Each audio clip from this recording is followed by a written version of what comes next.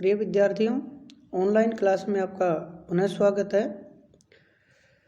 इस वीडियो में हम बात करेंगे मौर्यकालीन संस्कृति की सामान्य विशेषताओं की, या यूँ कहें कि मौर्यकाल समाज और संस्कृति की सामान्य जो प्रवृत्तियाँ हैं, सामान्य जो विशेषताएं हैं, उनके संदर्भ में।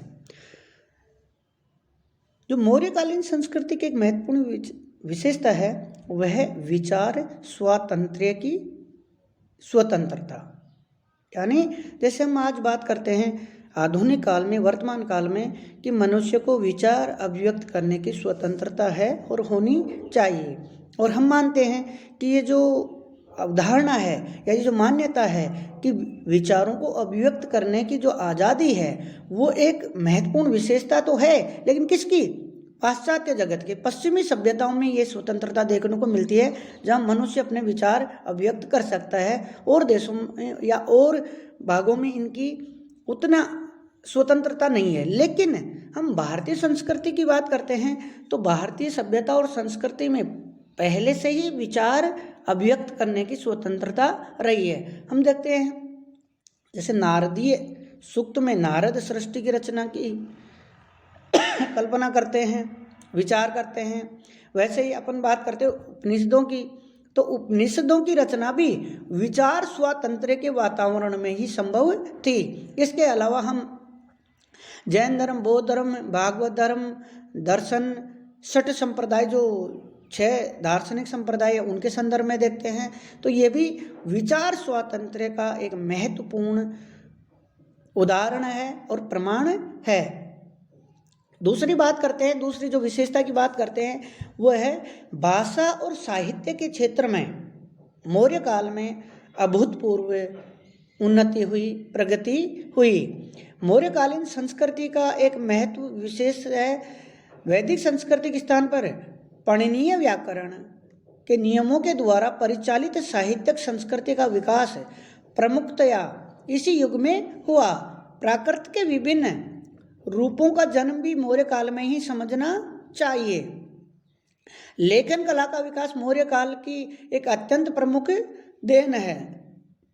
राजनीतिक विज्ञान, आयुर्वेद आदि विषयों पर महत्वपूर्ण ग्रंथों की रचना भी मौर्य काल में ही हुई। विशुद्ध साहित्य के क्षेत्र में काव्य और नाटक, जो नाटक रचने की, जो नाट्य लेखन की जो कला है, वो भी मौर्य काल की महत्वपूर्ण विशेषता है। तीसरी महत्वपूर्ण विशेषता की बात करते हैं, भारतीय कला का जो इतिहास है वह वास्तव में मौर्य काल के युग से ही विशेष रूप से प्रारंभ होता है। इसमें किसी को लेकर कोई संदेह नहीं है। पूर्ववर्ती युगों में भी कला अवश्य थी, क्योंकि साहित्यिक कृतियों में कला की विभिन्न शाखाओं के उल्लेख प्राप्त होते हैं, किंतु केवल सिंधु घाटी की कलाकृतियों को छोड़ दें तो किसी प्राक मौर्यकालीन भारतीय कला के नमूने प्राप्त नहीं होते। यानी मौर्य काल से पहले की जो सभ्यताएं थी उनके बारे में हमें कोई निश्चित प्रमाण, जानकारी प्राप्त नहीं होती। संभवतः मौर्य काल के पहले कलाकृतियों के निर्माण में ईंट और काठ का प्रयोग किया जाता था। इस समय ईंट और काठ के स्थान पर पत्थरों का प्रयोग किया जाने लगा। यानी मौर्य काल में ईंट और काठ के स्थान पर कला में पत्थर का इस्तेमाल किया जाने लगा। पत्थर की बनी हुई विशाल इमारतों और मूर्तियों का निर्माण मौर्य काल से बनना प्रारंभ हुआ और कला की एक स्वदेशी परंपरा निश्चिंत हो गई।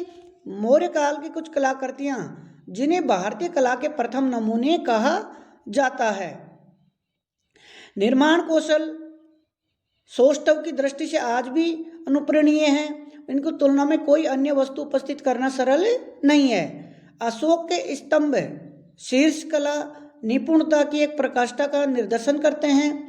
मौर्य काल की कलात्मक उपलब्धियों को ध्यान में रखते हुए हम फर्गुसन के इस मत को स्वीकार नहीं कर सकते कि भारतीय कला का इतिहास उसके क्रमिक पतन को सूचित करता है। आगे चलकर भारतीय ने कला के क्षेत्र में और अधिक उन्नति की और भारतीय कला का स्तर कभी भी अत्यधिक निम्न नहीं हो पाया। यानी फर्ग्यूसन महोदय का मानना है जो भारतीय कला पर आक्षेप लगाते हैं, हम उसको मौर्यकालीन कला और जो उसके नमूने हैं, उसके जो प्रमाण हैं, उसके रूप में उनके मिलते हुए हम उनके कथन को सत्य नहीं मान सकते। मौर्यकालीन संस्कृति का गौरव एक विशेष कारण से इसलिए भी है कि इस युग में भारतवासियों का विदेशियों के साथ अधिक निकटता का संपर्क स्थापित हुआ। विदेशी जातियों के संपर्क से उन्होंने कुछ नवीन बातें सीखी और उनकी अपनी जातीय विशेषताओं के अनुकूल अपनी राष्ट्रीय संस्कृति में मिश्रित कर लिया। जैसे भारत यूनान के मध्य, ईरान के मध्य जो संपर्क स्थापित हुआ, तो भारतीयों ने कला के क्षेत्र में, विभिन्न क्षेत्रों में, संस्कृति के क्षेत्र में, समाज के संदर्भ में उन्होंने उन अच्छी बातों को आत्मसात किया और उनका भारतीय जो मान्यताएं थी, परंपराएं थी, उनके साथ उनका समन्वय स्थापित किया। मौर्य युग की संस्कृति उदारता और दृष्टिकोण की विशालता के सिद्धांतों पर आधारित थी। इस समय लोगों का जीवन परंपराओं के बोझ से मुक्त था। उनकी विचारधारा में गतानुगतिकता का समावेश नहीं था। समुद्र पार कर अन्य देशों की यात्राएं करने, उन्हें अपनी संस्कृति का प्रचार करने में उन्होंने किसी प्रकार की धार्मिक अथवा नैतिक बाधा का अनुभव नहीं होने दिया।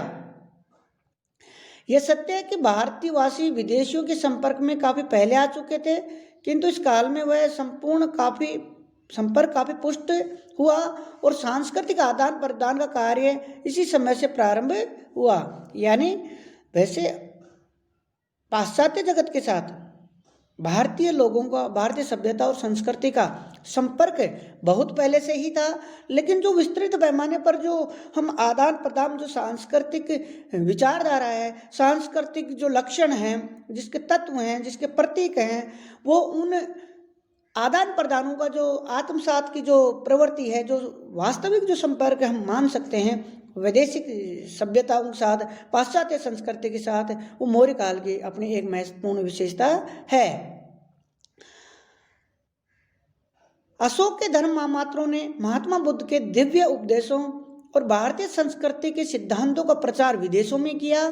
कुछ ही समय में भारतीय जन न केवल मध्य एशिया, सीरिया, चीन में बसे, बल्कि अफ्रीका और यूरोपीय महाद्वीपों के कुछ भागों में भी उन्होंने अपनी सभ्यता और संस्कृति का प्रचार प्रसार किया, जो बृहत्तर भारत के नाम से भी आप जानते हैं। अनेक देशों में भारतीय उपनिवेशों की स्थापना का कार्य भी प्रारंभ हुआ और बृहत्तर भारत की नींव डालने का गौरव इस कारण से मौर्य काल को ही दिया जा सकता है। मौर्यकालीन संस्कृति के एक अन्य महत्वपूर्ण जो विशेषता थी यह थी कि उसमें यही लोक परक तत्वों का उचित मात्रा में समावेश था। प्रिय विद्यार्थियों, मैंने आपको विस्तार से पहले भी 2-3 वीडियो डाल के मैंने बताया यही लोक और परलोक, ये जगत और पारलौकिक जगत है। जो अपन देखते हैं कि जो अपन बात करते हैं कि प्रवृत्ति मार्ग, निवृत्ति मार्ग, हम मानते हैं कि सांसारिक जीवन के समस्त सुखों को ये जो जगत है ये वास्तविक है और इसके जो भी सुख दुख हमें हैं जो यथा संसाधन हैं, जो सांसारिकता के जो संसाधन हैं, उनको अपन उनमें रहकर उनको आत्मसात करते हैं, उनको स्वीकार करते हैं, उन्हीं के अनुसार चलने का प्रयास करते हैं, तो ये है लोक। यानी इस लोक को महत्व देना, लौकिक जीवन के संदर्भ में हम उसको बात रखते हैं। तो मौर्य काल में हम बात करते हैं कि पारलौकिक जीवन, यानी ऐसा नहीं है कि हम इस जीवन की वास्तविकता को, यथार्थ को नकारें, अस्वीकार करें और हम इस लोक को छोड़कर परलोक यानी पारलौकिक जीवन के संदर्भ में हम विचार करें, उसी के चिंतन करें, ऐसा नहीं था। बल्कि जो यही लोक को ज्यादा महत्व देने की जो बातें हमें दिखाई देती है, मौर्य काल की अपनी एक विशेषता है। इसी समय से भारतवासी अपने यही लौकिक जीवन के प्रति उदासीन नहीं थे, यद्यपि उनका ध्यान मनुष्य के पारलौकिक जीवन की ओर भी जाता था। इस काल के भौतिक जीवन का ज्ञान हमें इसके पूर्ववर्ती किसी भी युग के भारतीयों की अपेक्षा अधिक है। लोगों का जीवन साधारणतः सरल और सादा होते हुए भी ऐश्वर्य युक्त था। वे अपने भौतिक सुखों की ओर पर्याप्त ध्यान देते थे।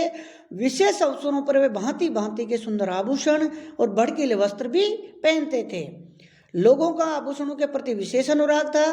उनके वस्त्र पर जरी का काम किया जाता था, रत्न जड़े होते थे। इसके अतिरिक्त वे बारीक मलमल के जालीदार कपड़े पहनते के शौकीन थे। उनकी रुचि कलात्मक थी।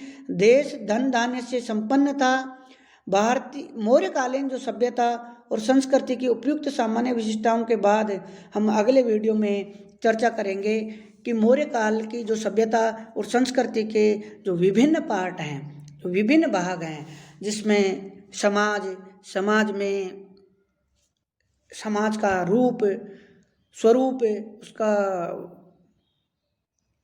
लोगों के विभाजन, वर्ग विभाजन, किस तरह की सामाजिक स्थिति थी, महिलाओं का स्थान, खान पान, रहन सहन, वेशभूषा और मौर्यकालीन धार्मिक स्थिति, आर्थिक स्थिति, इनके संदर्भ में हम विस्तार से विचार करेंगे अगले वीडियो में। धन्यवाद।